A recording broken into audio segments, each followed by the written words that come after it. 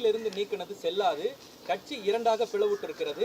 இதற்கு முன்பாக ஜெயலலிதா அவர்கள் மறைந்த பொழுது யாரெல்லாம் அந்தந்த பொறுப்புகளில் இருந்தார்களோ அந்த பொறுப்புகளில் நீட்டிக்க வேண்டும் என உயர்நீதிமன்றம் உச்சநீதிமன்றம் தீர்ப்பு வழங்கியிருந்தது. அந்த அடிப்படையில் இப்ப கட்சியில பிளவு இருக்கு, நாங்க தான் மாவட்ட செயலாளர்கள்னு சொல்றாரு.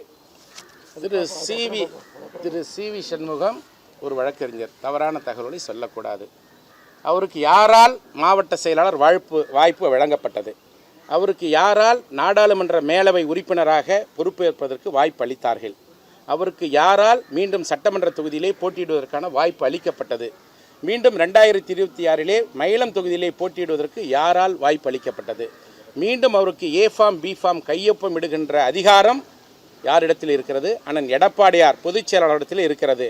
எந்த அதிகாரத்தின் அடிப்படையிலே அவர்களுக்கு பொறுப்புகளை வழங்கினாரோ அதே அதிகாரத்தின் அடிப்படையில் அவர்கள் கழகத்தினுடைய சட்ட திட்டங்களுக்கு முரணாக நடந்து கொண்டார்கள் என்ற காரணத்திற்காக பொறுப்புகளிலே இருந்து மட்டுமே தற்பொழுது விடுவிக்கப்பட்டிருக்கிறார்கள். சரி, இப்போ தோல்விக்கான காரணத்தை ஆராயணும், பொதுக்குழு செயற்குழுவை கூட்டுங்க அப்படின்றது அவங்களுடைய பிரதான கோரிக்கையா இருக்கு. இப்போ அவங்க என்ன சொல்றாங்க, அவர் தான் எங்களுடைய பொதுச் செயலாளர், ஆனா பொதுக்குழுவை கூட்டுங்கன்னு சொல்றாங்க. தலைமை முடிவு செய்யும். அது தலைமை முடிவு செய்யும்.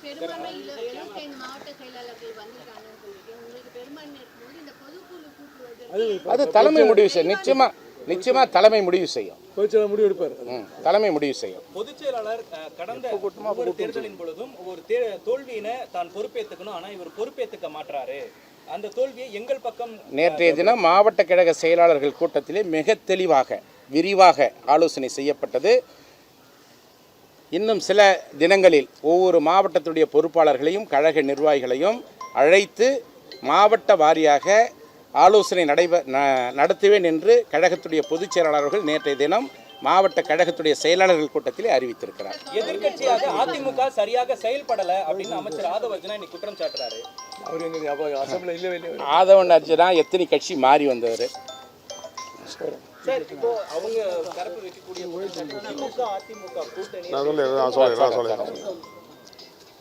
மாண்புமிகு அமைச்சர் ஆதவ் அர்ஜுனா அவர்கள்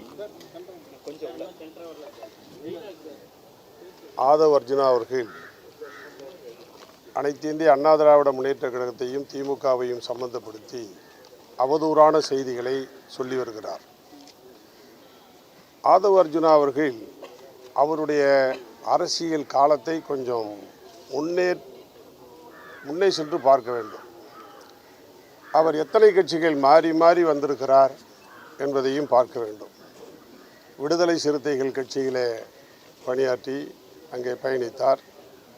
திராவிட முன்னேற்ற கழகத்தில் சேர்ந்தார். அதற்கு பின்னால் அனைத்து இந்திய அண்ணா திராவிட முன்னேற்ற கழகத்துடைய பொதுச் செயலாளரிடத்திலேயும் அவர் இணைவதற்கு அவர் பேசினார். துணை பொதுச் செயலாளர் வேண்டும் என்று கேட்டார். அதெல்லாம் மறுக்கப்பட்ட காரணத்தால் திராவிட முன்னேற்ற கழகத்திற்கு அவர் பயணித்திருக்கிறார்.